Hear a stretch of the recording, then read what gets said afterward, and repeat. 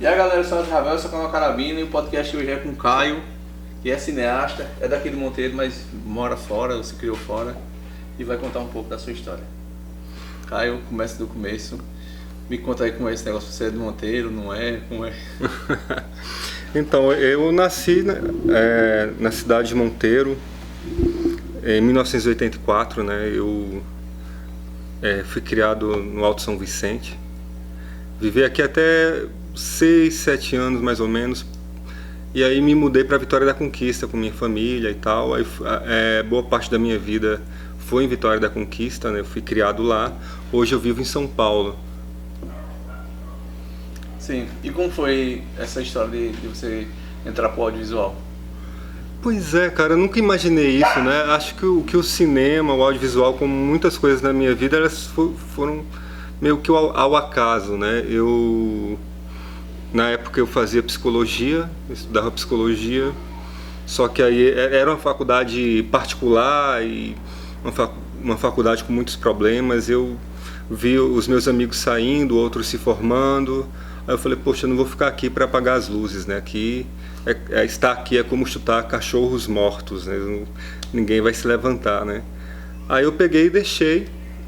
Isso foi por volta de 2008. Em 2009 eu fui convidado para escrever o roteiro de um filme, de um curta-metragem, né? E aí eu curti muito a experiência. E aí em 2010 a Universidade Estadual do Sudoeste da Bahia inaugurou o curso de cinema. Então eu fiz parte da primeira turma e resolvi entrar. Eu vivia flertando com o cinema e com a filosofia. Como eu já estudava filosofia por mim mesmo, tinha e tenho um certo prazer nisso, eu achei legal ir pro lado do cinema, né? Acho que foi uma maneira também que eu encontrei, porque o meu trabalho com arte, ele se desenvolve inicialmente pela literatura, né? Eu sou poeta e tal. E aí eu vi no cinema uma possibilidade de dilatar essa minha relação com a escrita, né? De levar essa relação com a escrita para um outro lugar, que é o lugar do roteiro. Aí quando cheguei no curso de cinema, eu acabei descobrindo que o cinema é vasto, né? Você acaba conhecendo outras coisas, você vai se apaixonando por outras coisas. Eu me apaixonei pela fotografia, pela direção. E aí hoje eu sou diretor, né? Trabalho como diretor, roteirista e eventualmente fotógrafo, né? Diretor de fotografia. Quais são as tuas maiores referências pro audiovisual? Então, né? É sempre difícil elencar isso, eu acho. Eu acho que... Depende da fase também, cara.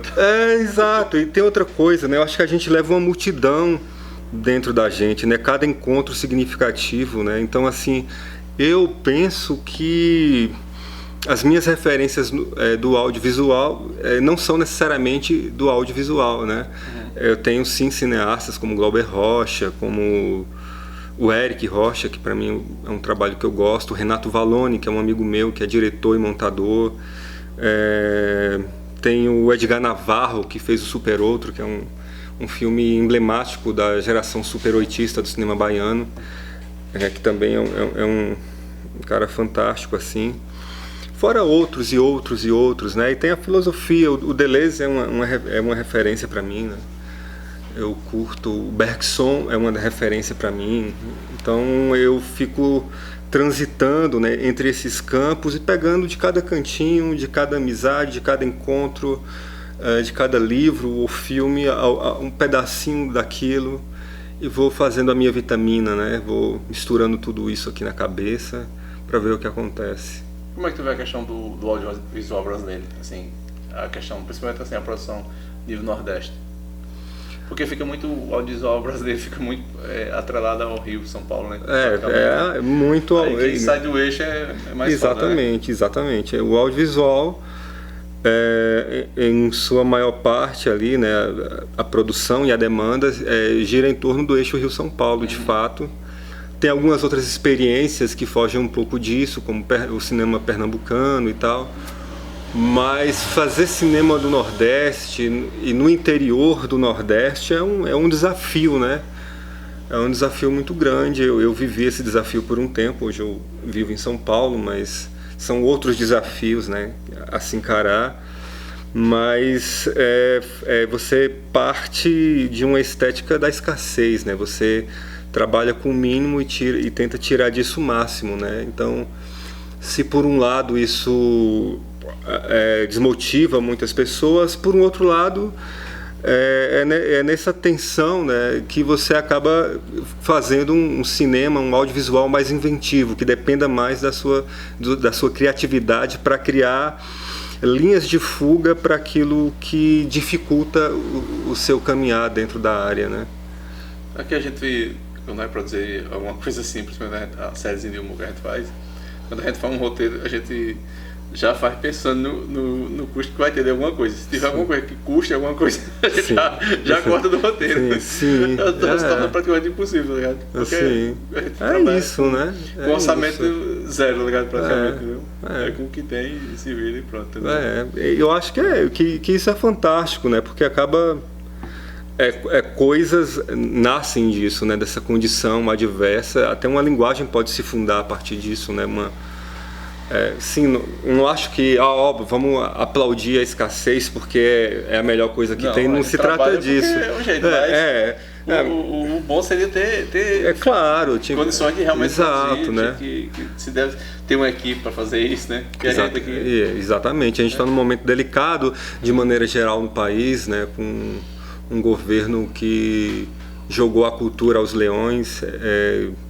É um momento triste, né? O dólar lá no alto, e a gente que trabalha com audiovisual, a gente sabe o quão custoso é. Sim, hoje as tecnologias, né? As câmeras, as coisas são mais democratizadas, ou seja, são mais baratas do que eram nos anos 90, mas isso não quer dizer que é barato.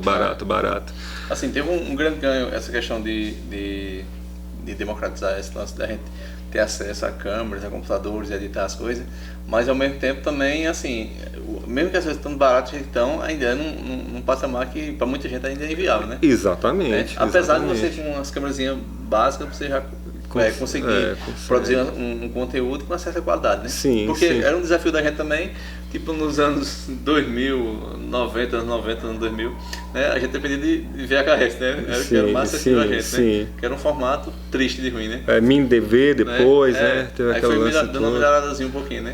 Até chegar no digital. O digital eu achei muito massa essa questão, porque a gente já tem um material, mesmo com uma câmerazinha básica que for, tem um material de qualidade já, né? Exatamente. Depois teve esse lance das HDSLRs, né? Que é evolucionário. Nossa, isso foi muito importante. Eu lembro que quando teve esse boom das HDSLRs, eu estava no curso de cinema e a minha formação ali com a câmera foi numa T3i, né? É uma câmera que eu levo com carinho, assim. Foi um aprendizado, que era câmera leve, né? Para filmar na mão. Era para pirar mesmo, né? Porque quando essa questão da transição, eu comecei com uma VHSzinha, aí depois foi MinDV, tá ligado?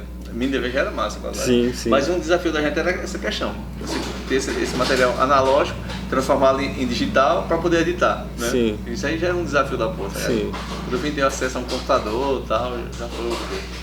2008, 2010, alguma coisa assim. Pra poder, acho que 2008, porque eu ia começar a ter um computadorzinho pra começar a editar os trabalhos do cara, entendeu? Porque era foda, não tinha como não, tá ligado? Você filmava o material e ficava com a fita lá, tá ligado? Não tinha como editar, não tinha como mostrar. É verdade. Assim, pra mim mesmo, o lance foi o YouTube, tá ligado? E quando surgiu o YouTube, eu digo, porra, bicho, pode postar um vídeo e pode mandar um link pra alguém assistir, tá ligado? Exatamente, né? Deu uma autonomia, né? Com certeza. Porque é outro gargalo, né, que acho que tem dentro do audiovisual mesmo dentro do cinema da retomada, né, que é o gargalo da distribuição, né? Muitas vezes você faz trabalhos interessantes, mas você não consegue distribuir isso, né? Você não consegue levar esse trabalho para outras pessoas, fazer esse trabalho chegar a outras pessoas. É um dos grandes gargalos do audiovisual. E o YouTube tem isso, né? Isso de legal no YouTube, né? A gente tem personalidades hoje da internet que surgiram aí, né? No YouTube e tal, com seus canais. Eu acho isso legal, uma coisa legal. Cara, outra coisa que eu tava vendo hoje, Eu não sei. Eita, chutei esse cara. Você vai ver pro audiovisual, tu acha que o YouTube é importante ou não? Porque infelizmente eu vejo pouca coisa do audiovisual brasileiro no YouTube, né? Que a gente tá conversando, né? Sim. Essa questão. Mas pra vocês, como é essa questão do YouTube? Eu acho que é legal, acho que tem muita gente que acaba colocando alguma coisa ali, né? Embora não seja necessariamente cinema, né?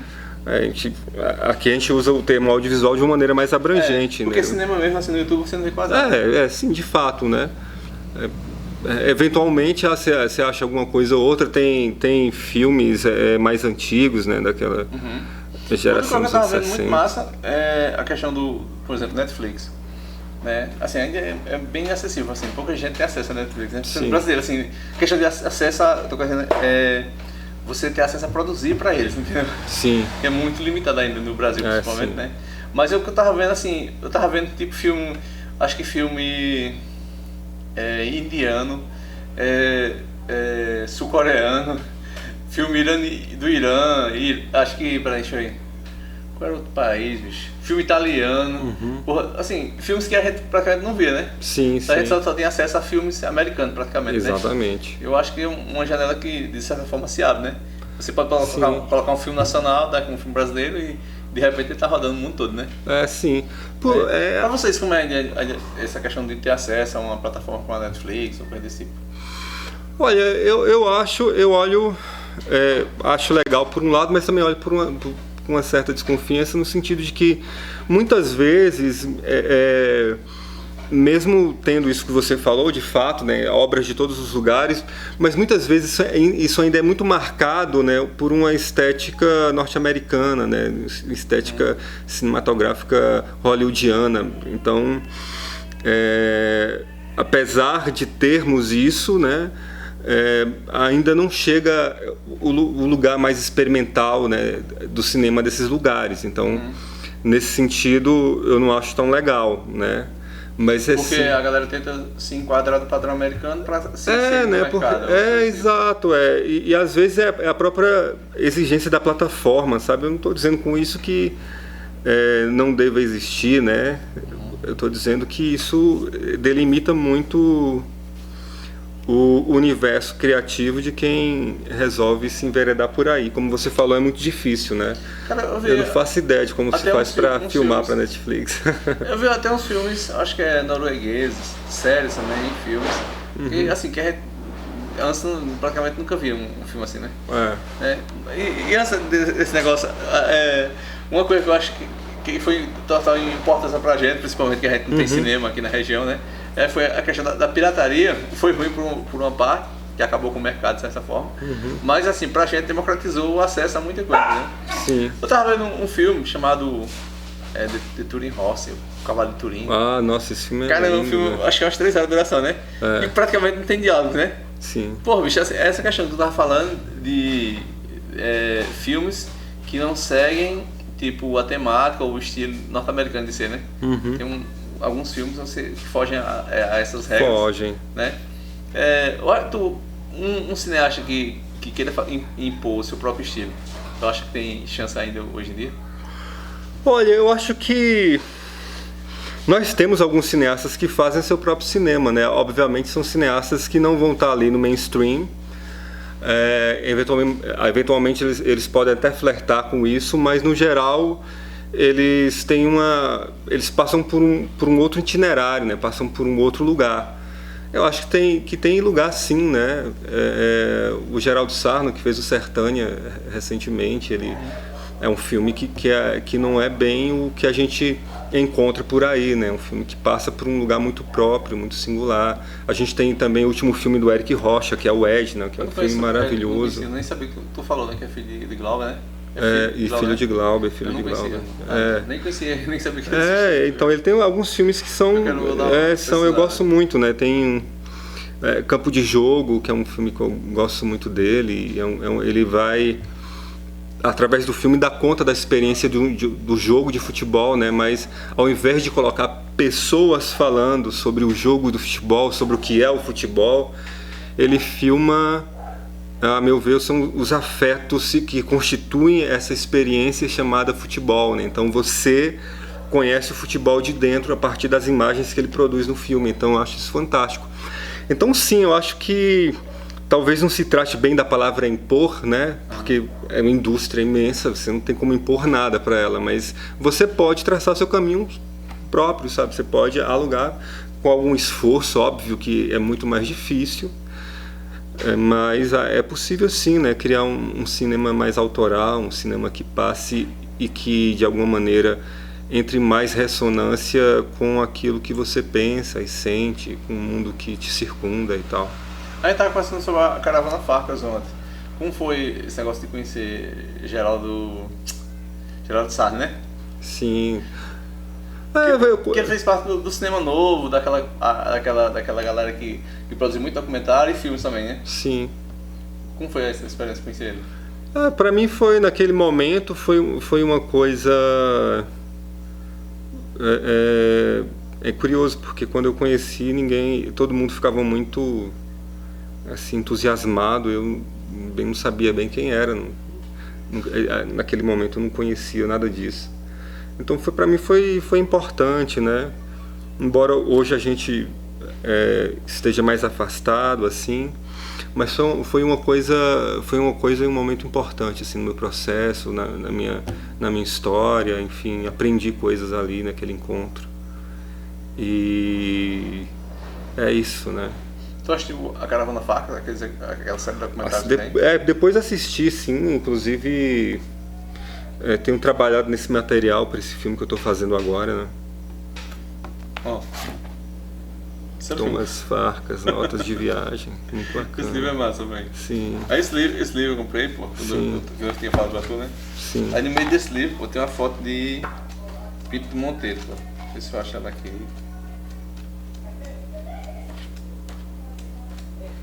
Olha.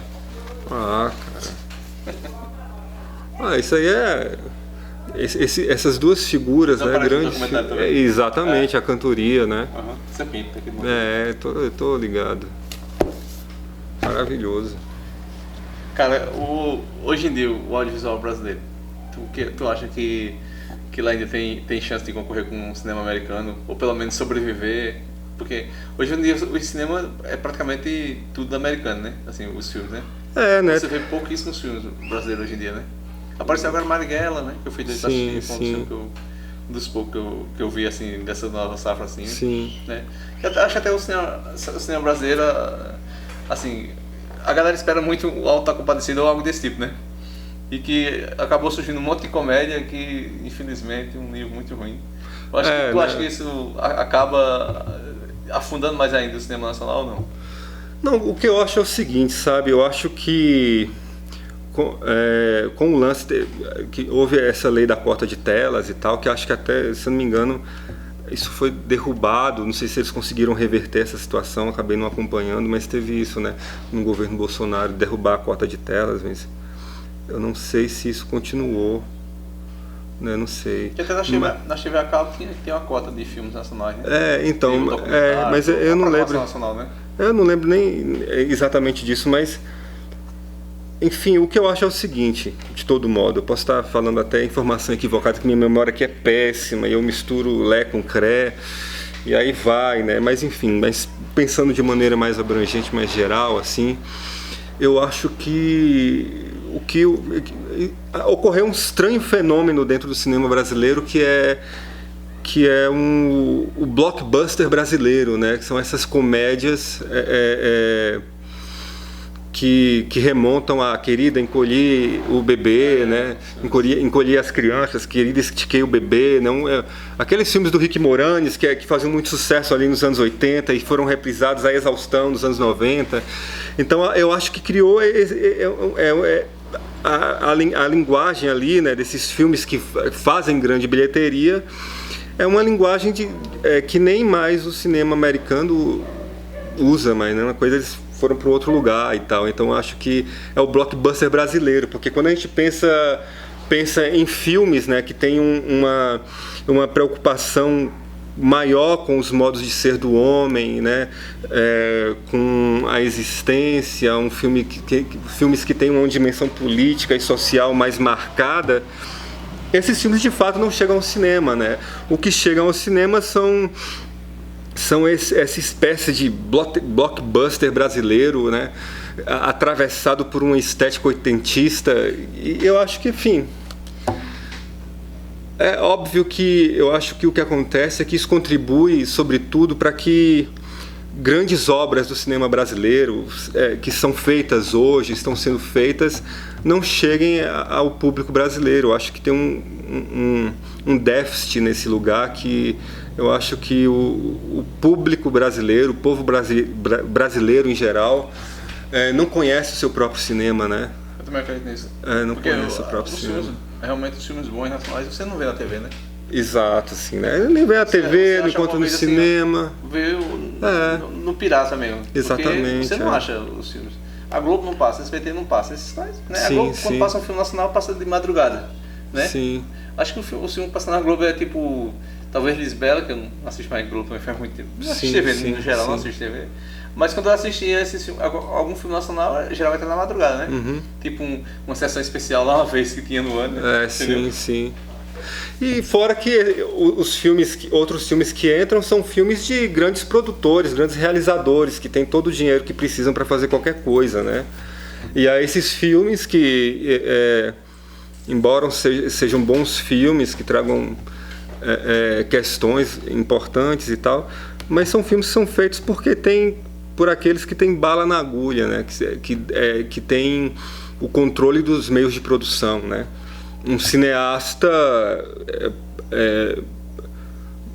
anônimo, um cineasta talentoso que não tenha esses recursos e essas entradas possíveis, ele vai lá fazer seu filme.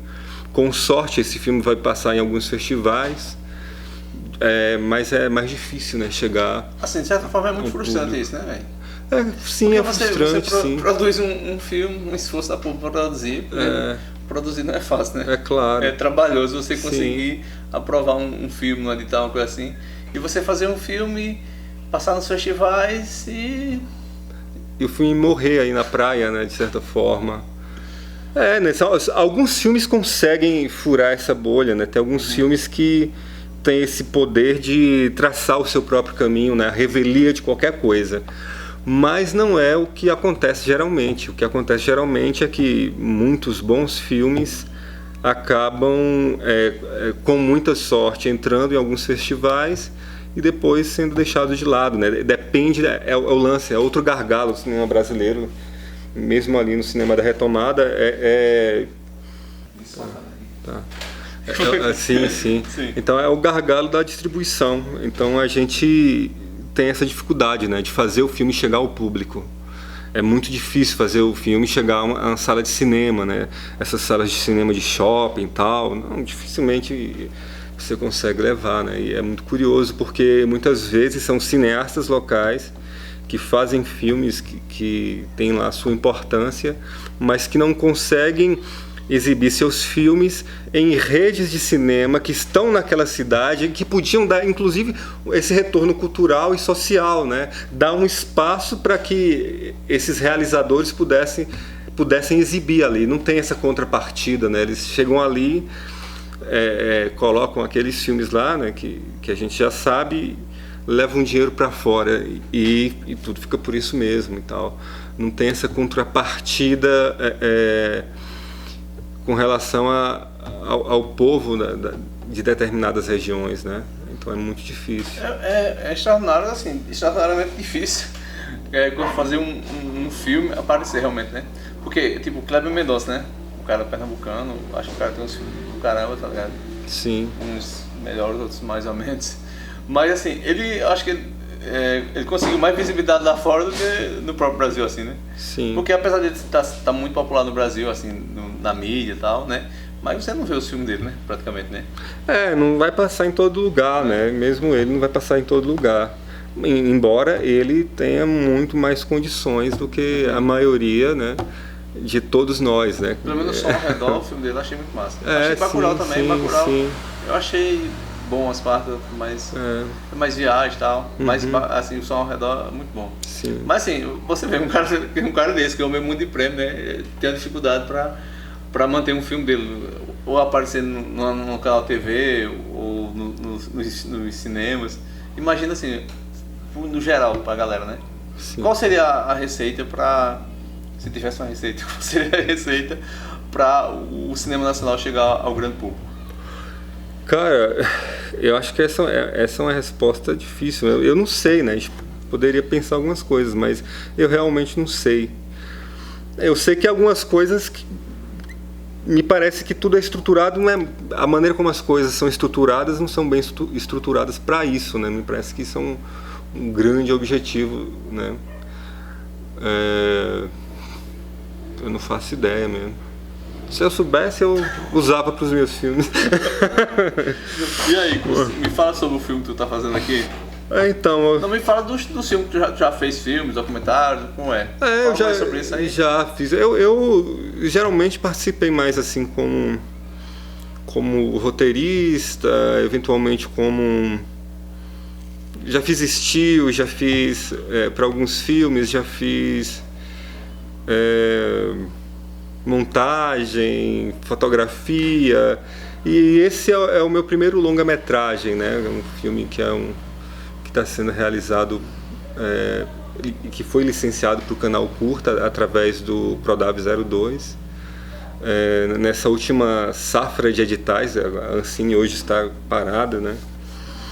Então é um filme sobre cinema, um filme que procura investigar os processos de criação do cinema a partir da minha articulação com a região da qual eu sou natural, né? Com o lugar do sertão, com o lugar sertanejo e também com a cultura popular, né? Então é um filme sobre cinema que também traz essa relação com a memória, com as lembranças e tal. Então, como se faz um filme, né? O que é necessário para se fazer um filme? E a gente vai, de alguma maneira, uma maneira um tanto ensaística, tentando entrever isso, né? Então, se chama Dois Sertões e é isso que a gente está tentando fazer. É um filme esviscerado, né? Ou eviscerado, não sei se estou pronunciando a palavra certa. Tinha uma série bacana chamada Visceral, não sei se tu viu, que tem um documentário aqui do Zabé, chamado Visceral Brasil. Nunca vi, não. Sim. Quais são as tuas memórias de infância daqui em Monteiro? Cara, eu tive uma infância difícil aqui em Monteiro, né? Uma escassez muito grande, né? Naquela época até água era muito difícil, né? Depois teve esse lance da transposição e tal, que acho que beneficiou muito os moradores, né? Tem muito a beneficiar ainda. Eu acho que ainda a coisa não engatilhou ainda não. Não, né? Tá meio... Porque assim, não foi definido ainda de que forma pode ser usada a água, se pode irrigar, se pode plantar, se pode saber. Sim. Não tá bem definido ainda não. Entendi. Mas assim, só o fato da transposição ter chegado aqui já foi um avanço da porra, né? Acho que é a maior obra que já existiu na região, né? Sim. E é isso, né? Então foi um período ali dos anos 80 em que a fome no Nordeste era uma coisa ainda muito forte, pior, né? Então eu venho dentro dessa realidade. A gente chegava a não ter o que comer e tal. Então eu tenho essa memória, mas ao mesmo tempo, né, tem uma coisa muito interessante sobre a infância, eu acho, né? Uma criança nasce num contexto como esse, por mais difícil e por mais prejudicial que possa ser, a criança, o mundo de uma criança é aquele mundo em que ela vive. Ela não tem parâmetros de comparação com outra realidade. Então, ela não se sente preterida pela sociedade. Ela não sofre pelas condições dela. Sofre quando sofre quando tem fome, chora, comeu, o sofrimento acabou. Então a criança, ela está no devir mesmo, né? Esse lugar do vir a ser a cada instante, a cada momento, e o mundo da criança é aquele em que ela vive, a realidade toda é aquela em que ela está, em que ela se encontra, né? Então nesse sentido me parece que eu sofri muito mais com isso depois de adulto, Porque enquanto criança você não tem percepção disso, né? Não tem percepção, você não tem. Para você a realidade é aquela, né? Por mais que você não pense nesses parâmetros que eu estou colocando aqui, porque a criança não problematiza ontologias, né? A criança é criança, simplesmente. Mas isso marcou, né, de alguma maneira, e o que eu acho que marcou muito também é a presença do feminino, né? Então as minhas maiores referências são de mulheres, né? A força dessas mulheres na minha vida, minhas avós, minhas tias, minha mãe. Então eu guardo são lembranças muito vívidas, né? A lembrança dessas mulheres, né? Que me atravessam, ainda hoje me atravessam. Como foi essa mudança daqui para a Bahia? Então a minha mãe ela conheceu o meu padrasto, né? E enfim, ele era caminhoneiro, ele veio aqui em Monteiro com 11, 13, eu tinha acabado de fazer a formatura do ABC, né? E a gente foi nesse 11, 13, aquela boleia apertadíssima, minha mãe com um filho de colo, Parecia Central do Brasil, aquele filme. E aí eu lembro que a gente fazia isso, a gente via todo mundo lá apertado, e quando era na hora de dormir, ela, que ainda estava de resguardo, dormia com a criança na cabine, eu, meu outro irmão, meu padrasto, dormíamos na carroceria. Eu lembro que no caminho para a Vitória da Conquista teve uma chuva assim, né? A gente ficou todo mundo ensopado, voltamos para dentro da cabine e todo mundo dormiu ali encharcado, encolhidinho. Eu tinha ali a essa altura quase 7 anos. Né? E assim eu cheguei em Vitória da Conquista, né? E como foi lá a vida na Bahia? Foi uma outra vida, né? Eu acho que por mais que ainda houvesse uma certa escassez, já não era a escassez que eu vivi aqui, né? E isso já era 1990. Lá as coisas melhoraram e foram melhorando ao longo dos anos, né? As coisas foram melhorando bastante. Enfim, meu padrasto primeiro trabalhou enfim, ele vendia frutas na feira de lá, né, feira popular de lá da cidade, a feirinha do bairro Brasil. Ele vendia frutas, depois ele foi trabalhar com reciclagem, com garrafas e tal. Enfim, lá eu tive uma infância outra, né, e foi uma infância alegre, assim. Eu tive uma boa infância.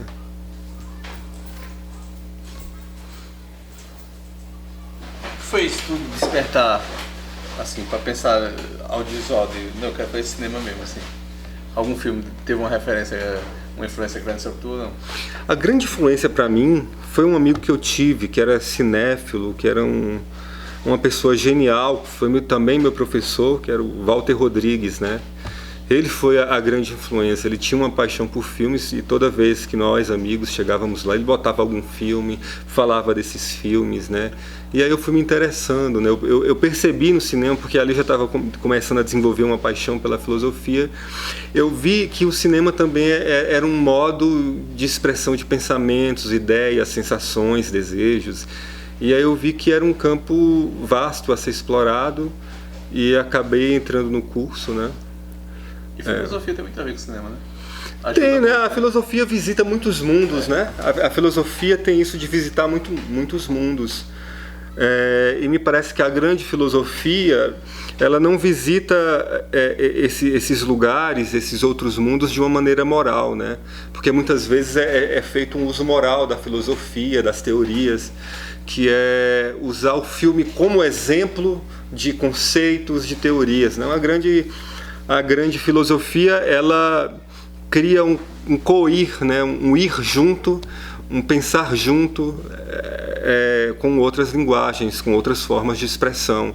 E os conceitos nascem dessa relação como duas sombras que se tocam e nenhuma é mais importante que a outra, né? Não há aí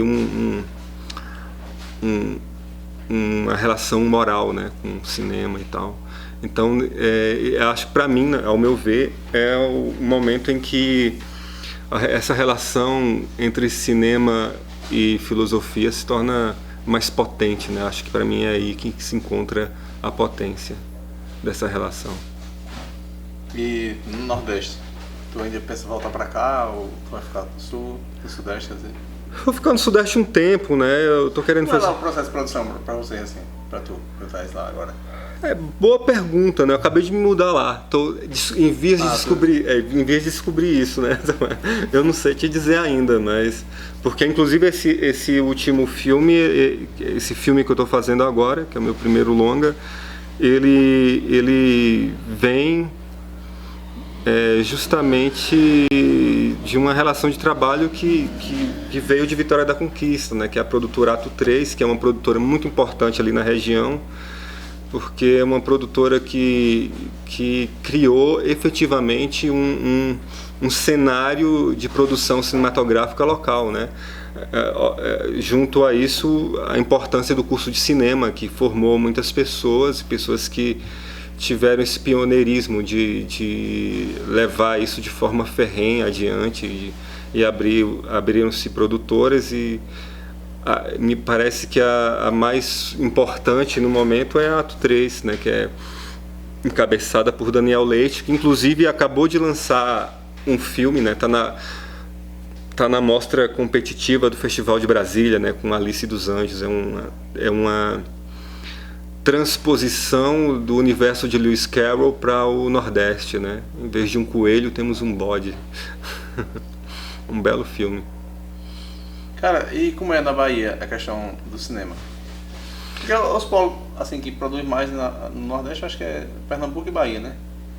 Eu não tenho dados a respeito assim, disso. Pelo menos que eu vejo algumas coisas, sim, né? Então tudo que eu falar é muito mais achismo do que dados concretos disso. Mais assim, a galera eu sei que tem um cenário em Salvador de produção cinematográfica e conheço esse cenário de Vitória da Conquista porque em algum momento eu fiz parte dele. Não sei te responder sobre outros lugares, isso eu não desconheço mesmo. Que o cinema pernambucano tu acompanha, não? Eu assisti e assisto ainda, né? Mas não de uma forma com afinco, mas eu conheço belos filmes dali, né? Que surgiram ali. E do cinema nacional? Qual seria, tipo, 2 filmes aí que tu indicaria? Edna, Não conheço. do Eric Rocha, e Centelha, do Renato Vallone. Acho que a Centelha, acho que eu falo na internet, no canto. Tá na mostra do Festival do Rio, né? Acho que dia 16 vai ter uma exibição dele e outra exibição cuja data eu não me recordo bem. Então são 2 filmes que eu acho que são filmes importantes e que trazem uma estética muito própria, uma linguagem muito própria e tocam de uma maneira sensível e intensa em questões importantes hoje em dia. Então são 2 filmes que eu pude assistir e que eu recomendo, assim. Esses filmes vão chegar ao grande público, sabe? Não sei, né? Esse é um desafio, né, velho? É um desafio, sempre um desafio, né? Eu acho que diante do cenário que se encontra, né, o audiovisual brasileiro com esse congelamento, né, das políticas públicas, né, me parece que o streaming acaba sendo uma via de escape para muitos cineastas, assim, ou para alguns cineastas, mas não é todo mundo que vai ter acesso àquilo. Então, quem não tem como chegar a esses lugares, quem não tem esses contatos, quem não transita nesse local, né? Essas pessoas, eu não sei o que elas vão fazer, porque eu inclusive faço parte delas, mas eu não sei. Infelizmente, toda uma cadeia produtiva, né? Uma cadeia que gera muito emprego, né? Sim. E, infelizmente, Sim. Tá, o Deus dará, né? Tá. Ninguém sabe qual vai ser o futuro nesses próximos anos, né? A gente vai se inventando. Eu estou fazendo um curso de formação em psicanálise, né? Para ter uma outra profissão. Um plano B. É um plano A.1. É o plano A e o cinema é o plano B. Né? Os 2 juntos, né? Acho que você vai caminhando os 2 e vendo o que é que vai dando, um pouquinho aqui, um pouquinho ali. O cinema é uma paixão, você não deixa, né? Você acaba ficando ali. Quando eu trago a galera aqui que é músico, a gente conversa essa mesma questão. Porque assim, você é músico, às vezes não consegue sobreviver da música, né? Aí tem que optar por um plano B, né? E né? E muitas Mas pessoas... você acaba sendo, assim, mesmo você que a música não lhe dê uma certa estrutura, mas se você não consegue viver sem aquilo, né? Não consegue, então você vai ter que realizar aquilo em alguma escala da sua vida, né? Em algum lugar da sua vida. Então é necessário, então... E algumas pessoas fazem isso, né? Um plano A e abandona o plano A e vai para o plano B, abandona completamente. Eu não quero chegar a esse ponto, eu quero continuar fazendo cinema, poesia e... Enfim, eu estou tentando me tornar complexo como a realidade e vou tentar outras coisas também. Mas não como um substituto, né? Mas como um movimento paralelo, né? E no momento que puder fazer coadunância, né? Com esses outros limiares. E aqui, como foi essa visita a Monteiro agora? Cara, foi uma... Fazia quantos anos que tinha vindo aqui? 10 anos. 10 anos. Esses 10 anos já deu uma mudada a cidade, né, Machado? Mudou bastante. E não só isso, né? Eu vim com outro olhar, né? Quando eu vim aqui a última vez eu tinha cerca de 26 anos, salvo engano. E não estava muito preocupado com isso, né? Com essa questão da memória. Depois que você fica um pouco mais velho, você começa a ter certas percepções que você não tem quando muito jovem. Então, hoje eu vim com os olhos abertos, né? Com os ouvidos atentos e... Então foi uma chuva de lembranças, memórias boas, outras não tão boas, mas que todas elas me constituem, né? Então foi intenso, eu diria que a palavra é intenso. Está sendo intenso ainda, né? Tem canal no YouTube, alguma coisa assim? Onde é que a gente pode ver teus trabalhos? Então, cara, eu tinha um site que está fora do ar, né, por falta de pagamento. Então, em algum momento eu pretendo reativar isso. Então, nesse momento não tem muito onde se vê meu trabalho, não, né? Até porque meus trabalhos iniciais sempre foram trabalhos com outros e esses trabalhos acabaram sendo sendo trabalhos para outras empresas, não puderam ser exibidos na internet, não foram colocados. Então, o que eu tinha para mostrar está nesse site, está fora do ar. Eu tenho um canal no YouTube que é muito mais um arquivo, um porta-arquivo, um arquivo, né, um ficheiro. Vai colocar as coisas lá para arquivando, mas sem nenhuma pretensão. Eu estou começando a fazer isso no meu canal, porque eu tenho uns vídeos de páginas, umas coisas assim. Aí eu vou renderizando e vou salvando lá, deixando então, lá, assim, pra não perder, né? Mas nem tem nada de muito importante. Deve ter uns 2 ou 3 videozinhos de música, alguma coisa assim. Mas nada que seja mais de viés cinematográfico, sabe? Então pronto, e pra quem ainda tenta resistir e sobreviver ao audiovisual, o que tu indica? Pra nós estamos aqui, nas últimas aqui. Eu mesmo cheguei aqui e fiquei admirado assim com o seu esforço aqui você tem esse estúdio que você está aí em processo, realizando. Eu acho isso tudo admirável. O que eu posso dizer é que é isso, né? Improvise. Desiste quanto é tempo? Não, assim. Eu aconselho a não entrar, mas já que já entrou. Lascou-se. Eu acho que. Cara, é muito. Não desista. É muito desanimador. É desanimador, né? Mas só que é isso também, né? Mas é essa questão de gostar, né?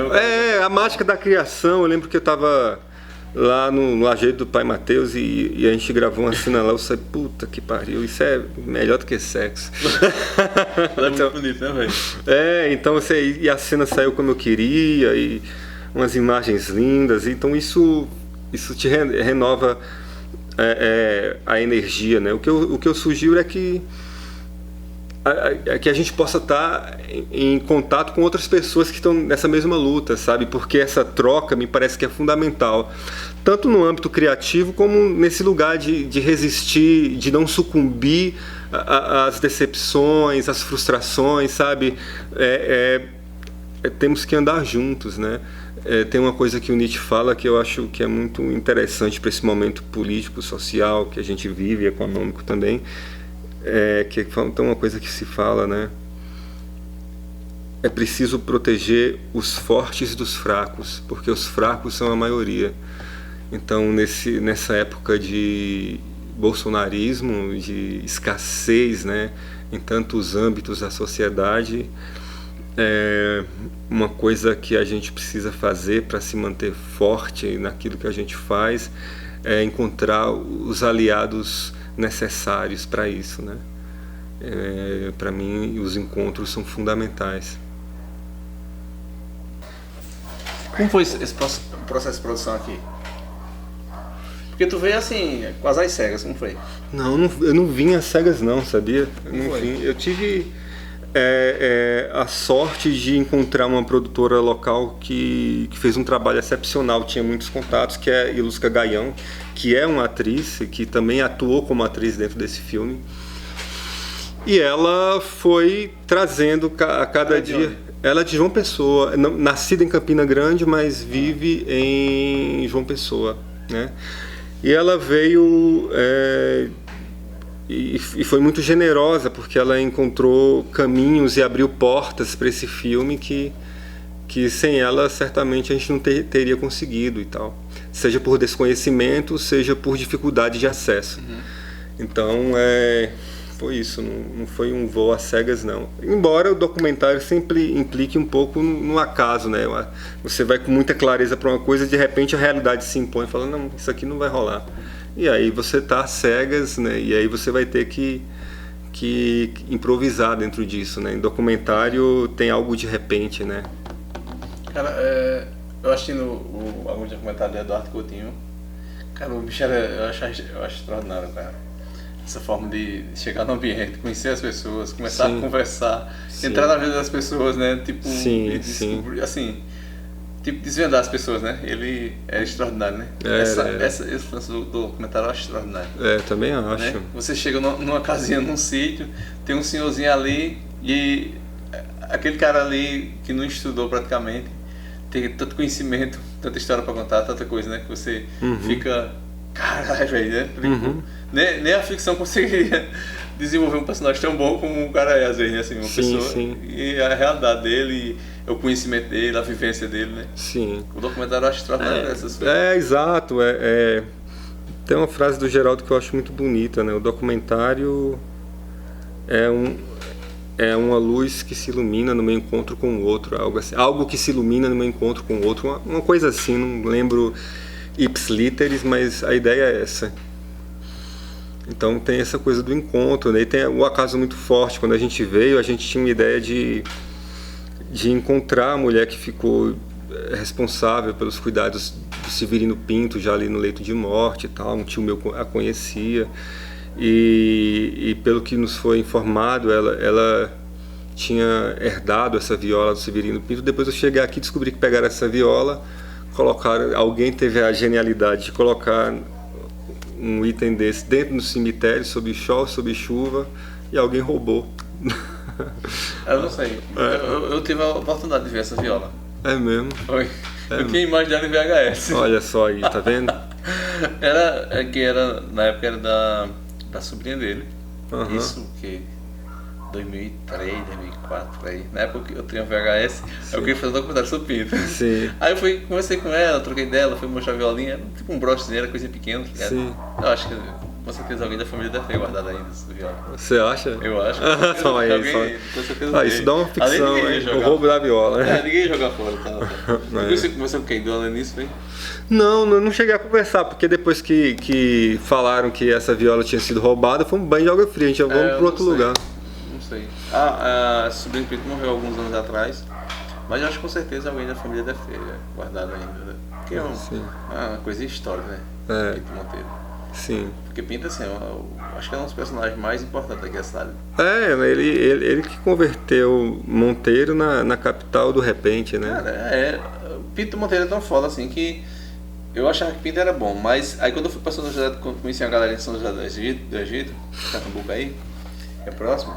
Aí quando chega lá tem uns clãs dos poetas, tá ligado? Família Marinho, tá ligado?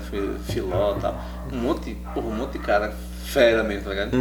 E os caras lá, porra, assim, adoram Pinto, tá ligado? Antigamente o cara é bom, porque, né, se é uma referência lá em São José do Egito, claro. Não é pouca coisa. Né? Aí depois eu fiz um documentáriozinho sobre Pinto, tá aí no canal do YouTube, né, que eu trabalho na universidade. E assim, tem uns 170 mil visualizações, alguma coisa desse tipo. Eu quero ver esse documentário. Eu quero ver essas imagens. Vocês têm essas imagens ainda? Eu tenho. Esse documentário que eu fiz em 2015, por aí assim.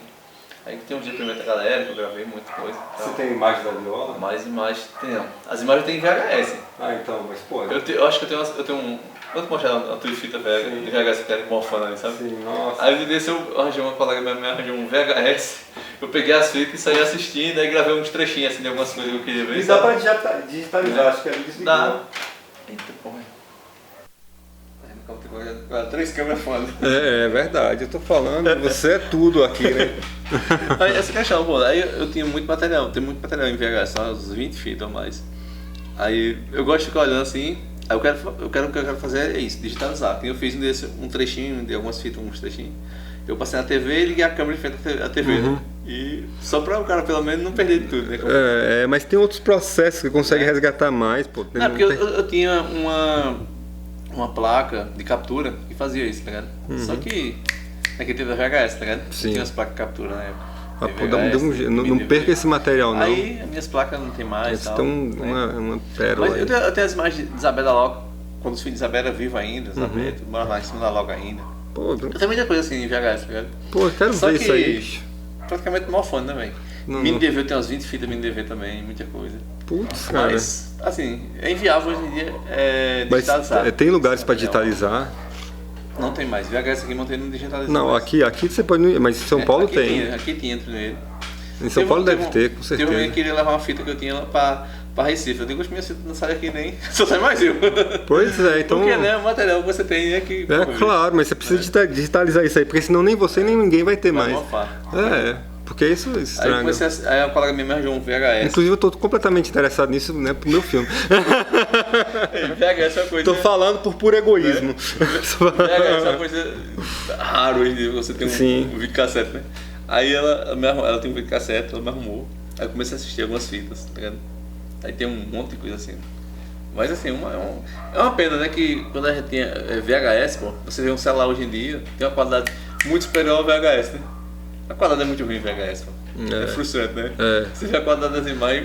Porque era legal naquela época TV de tubo que não tinha muita resolução. E você vai assistir isso. Se você vai assistir na TV de tubo, né? Ainda beleza. Você vai assistir. A qualidade é boa. Aí você ainda acha quadradazinha. Né? Mas você bota nessa TV de 40 polegadas. E você vê ali todas coisa horrível, né? É realmente muito tosco. Parece Tech Pixel, né? Verdade. E tu, assim, fala sobre essa questão. Tu trabalhou, na época, começou trabalhando com VHS, como foi mini DV? Então, quando eu fiz o primeiro filme... Esse processo foi brutal, assim. Quando eu fiz o meu primeiro filme, né, eu trabalhei como roteirista, esse primeiro, que era um curta-metragem, ele foi filmado com uma mini DV, né? Foi filmado numa mini DV. Agora, eu não cheguei a trabalhar com... Foi o mais próximo que eu cheguei, sabe? Disso, assim, olhando ali. Mas depois foi já a T3i, né? Aí a câmera de formação foi a T3i, assim, que é uma... Cara, essas T3i são foda, velho. São. É uma câmerazinha simplesinha, barata e a qualidade boa. Então como era de 2011, né? Sim, pô, legal. E então, a qualidade dessas câmerazinhas, pô, aguenta um cacete danado, né? Não esquenta. Porque a primeira câmera que eu tive assim dessas acho que foi a 7D. Só que a 7D não esquenta no vídeo, né? Então você grava tipo 20 minutos, ela está pegando fogo. Agora não, agora assim, né, essas Canonzinhas, né? A Canon foi superada pela Sony, né? A Sony entrou com a torrent tudo, né? Mas assim, pra gente hoje em dia, pelo menos a gente tem acesso a alguma coisa, que dá com o mínimo possível para produzir um conteúdo com qualidade, né? Dá sim. Né? O problema é ter recurso, estrutura, essas coisas para produzir. Vai ter que fazer, né, cara? Eu acho que é isso. As dificuldades também ensinam, né? Vai se virando nos treinos, né? Fazendo repente, né, com audiovisual. Rapaz, a gente fala de Pinto Monteiro, porque a Caravana Farcas, a galera de Pernambuco, foi quem fizeram imagem de Pinto Monteiro, né? Sim. E aqui na cidade a gente ninguém, pô, tem um registro de Pinto Monteiro. Pois é, né? Fica aí, bicho. O negócio, a galera de fora registrou Pinto e a gente que é daqui não registrou, entendeu? Tipo, pra você ver, quando eu comecei a querer gravar, ser documentarista, meu sonho era isso, né? Sim. Porque eu tinha um tio acho que foi uma grande referência pra mim, que era um contador de história extraordinário. Sim. Ele contava a história dos cangaceiros e tudo. E na época eu era molecote, eu era doido por aqueles, tem aqueles gravadorzinhos, tá ligado? Tinha umas fitinhas, tá ligado? Eu era doido, naquela época eu era doido por aquilo. Aí quando eu comecei a ver as primeiras VHS, quando eu vinha eu ficava hipnotizado, tá ligado? Aí, porra, o que eu queria fazer é isso, registrar essas pessoas, essas histórias. Sim. Porque a gente é muito essa região da gente é muito da oralidade, né? Sim. Não tem, praticamente você não encontra nada registrado, nem em foto, nem em vídeo, nem em texto, nem em livros. Raramente alguém escreve um livro sobre a região. Sim. E a oralidade, pronto, essa geração mais velha, meu pai, meu avô, foi morrendo, porra, e aí as histórias foram morrendo junto com eles, né? Muita coisa sem registrar. Hoje em dia a gente tem a oportunidade de registrar. E de certa forma, essa questão do podcast eu acho muito massa, porque você traz uma pessoa aqui, porra, e fica aquele depoimento, aquela história contada ali, né? Sim, sim. Né? E cada um conta um pouco, cada um desses que eu trago aqui geralmente, conta um pouco da história de Monteiro, tá ligado? Da cidade. Sim, sim. Fica a história dele atrelada junto com a cidade, cada um vai... claro. É um recorte, um pequeno recorte, né? Você deve ter material para fazer um longa aí, né? Só filmar mais algumas coisas, fazer uns cortes aí ó. Muita história, vai ser um acervo muito interessante. É uma Monteiro da memória. A importância do audiovisual, né? Uma das coisas extraordinárias. Né? Sim. Tu o que acha disso, assim, dessa questão da importância do audiovisual numa região que nem essa, assim? Cara, acho que é importante em vários níveis, né? Porque, assim, o cinema também é um espelho, né? Por onde uma sociedade se olha, né? E por outro lado, também é um modo de expressão que, se bem utilizado, pode fazer uma cartografia sensível de um tempo, de uma época, de seus problemas, né, sociais. Então eu acho que o cinema tem esse poder de transformação também, sabe? Ele traz em si esse poder de transformação.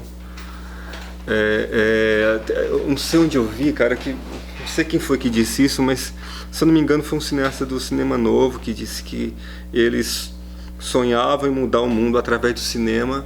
Depois eles viram que era uma ingenuidade, mas depois eles perceberam que na verdade fizeram acreditar que não era possível mudar o mundo a partir do cinema, e quem fez isso mudou o mundo a partir do cinema, né? Colonizando os nossos olhares. Então essa questão do cinema é tão importante, velho, que os Estados Unidos se tornou a nível mundial, basicamente com a questão dos filmes, né? Tanto a cultura pop deles como os filmes, né? Exato. Eles se tornaram o grande herói a nível mundial. O American cinema, Way of né? Life, Sim, né? O cinema, pô. Né? Os russos não souberam fazer isso, né? Então, a gente, porque na Rússia, e sobretudo ali naquele cinema mais experimental da União Soviética, né, com Eisenstein, Vertov, a Rússia teve um problema, porque a certa altura foi exigido desses autores que os filmes fossem mais panfletários, né, e aí se perdeu de um processo de experimentação de linguagem e invencionismo que prejudicou muito, né, e produziu uma crise ali, né, dentro daquele cinema. Agora, com relação ao cinema americano, é isso, né? O cinema é uma parte importante dessas engrenagens, né, de propagação desse tão dito American Way of Life. Enfim, a gente precisa descolonizar os nossos olhares, né? Tudo bem que existe o cinema americano, mas que a gente possa conhecer o nosso cinema, possa ter olhar para ver o nosso cinema, né? E para isso acho que é necessário uma educação para o olhar, né? A gente precisa descolonizar, desterritorializar os nossos modos de olhar, de assistir, para poder ter olhos para ver o nosso cinema, né? O nosso grande cinema. Então, os filmes têm que ter essa força, né? Essa força de desterritorialização. Pois é uma coisa que é tão importante, essa questão do cinema, e que não se valoriza, né? Sim. Infelizmente, no Brasil principalmente, né? Não se valoriza. Porque assim, o que você vê, tipo, eu tiro assim por essa questão da importância de ter o registro. Tem uma página no Instagram que eu sei que é do Velho Oeste, que eu acho... Cara, assim, eles tinham um registro, porra, das coisas de 1880, coisas desse tipo assim. Os caras já tinham todos os registros, né? Sim. Aqui no Brasil, coisa dos anos 60. Porra, é difícil 70, é difícil você achar, né? E depois teve esse incêndio da Cinemateca, né? Tanta coisa foi perdida ali. Aquilo ali foi uma tragédia, né? Acabou o resto, e que é uma das marcas desse atual governo, né? Ele foi uma grande tragédia.